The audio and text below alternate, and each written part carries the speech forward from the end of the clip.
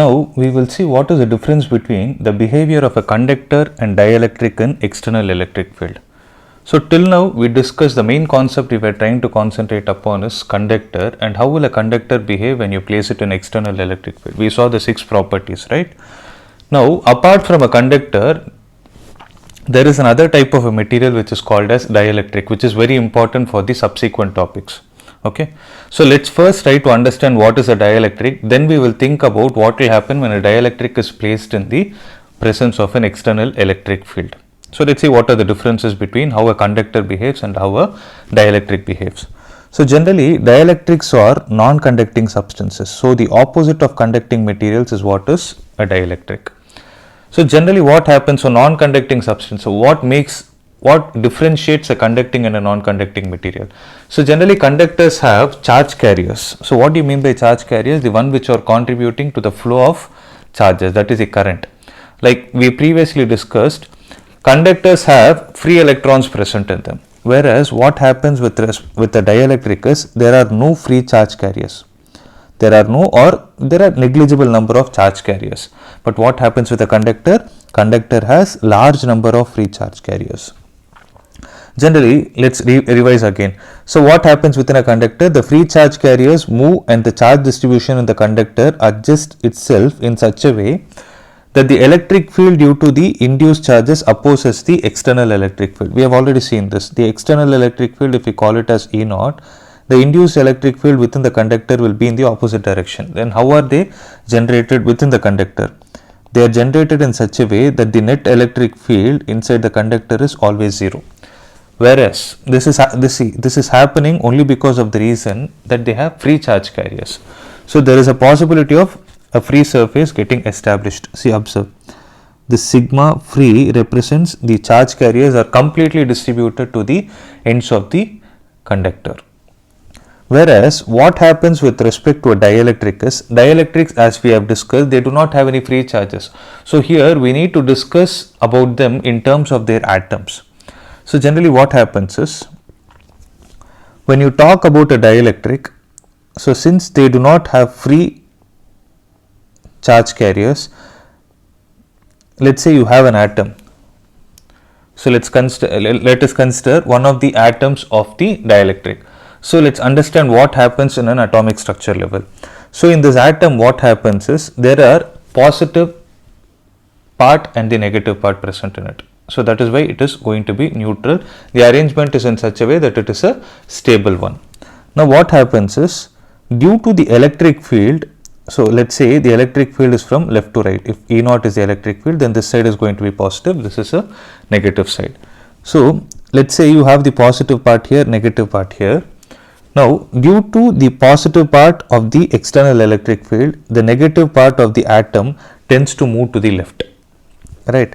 So they tend to move to the left and the positive charge gets redistributed in such a way that it is slightly away from the negative area. So if this kind of a thing happens, then what happens to the atom is, the atom will start behaving like a small dipole. Because we have already discussed what is a dipole. You have equal and opposite charges separated by a very small distance. So what happens is, there will be a small dipole formation that is going to take place within the dielectric, such that the whole structure will get rearranged. So as you keep increasing the value of the electric field, more is going to be the distance of separation between them. Okay. So this is what happens. When this is happening, observe. So when this takes place, now as per the diagram, I will draw 2 more dipoles. So negative charge will be on the left hand side and positive charge will be on the right hand side, negative, positive, negative and positive. So this is the kind of structure. So if you observe at the left end, there will be negative charge. If you observe at the right end, there will be positive charge. See, that is what is given in this diagram.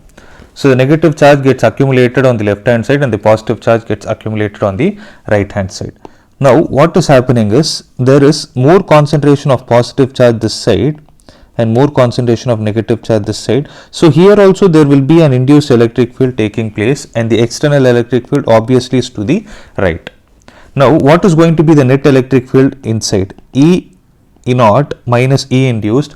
Unlike conductors, here it is not going to be equal to 0 because there is no free movement of charges present inside. The charges cannot move, right?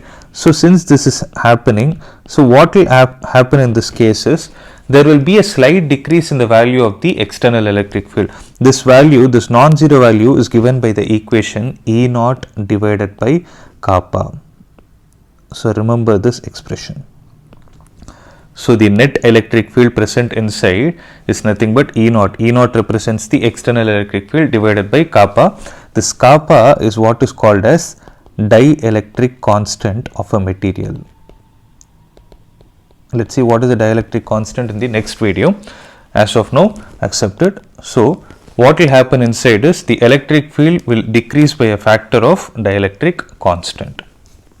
So that is why it is given here. See, observe, E naught will be more and E induced will be less. That is why if you look at the arrow marks, the E naught arrow mark is of a bigger value and E induced is small, whereas here both are of equal lengths. So this is what happens inside a dielectric, due to which you can say that one side is going to have complete positive charge and the other side is going to have a complete negative charge, and there will also be a net dipole moment which is going to get established inside. So this kind of a phenomenon where you are able to create charges at the ends of the dielectric through the process with the help of electric field is what is called as polarization.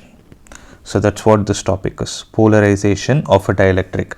So it is given here, observe. So this kind of a structure will get created. So the process of creating the charges at the ends of the dielectric in the presence of external electric field is what is called as polarization. So this is all about dielectrics and polarization. So this is what is going to happen.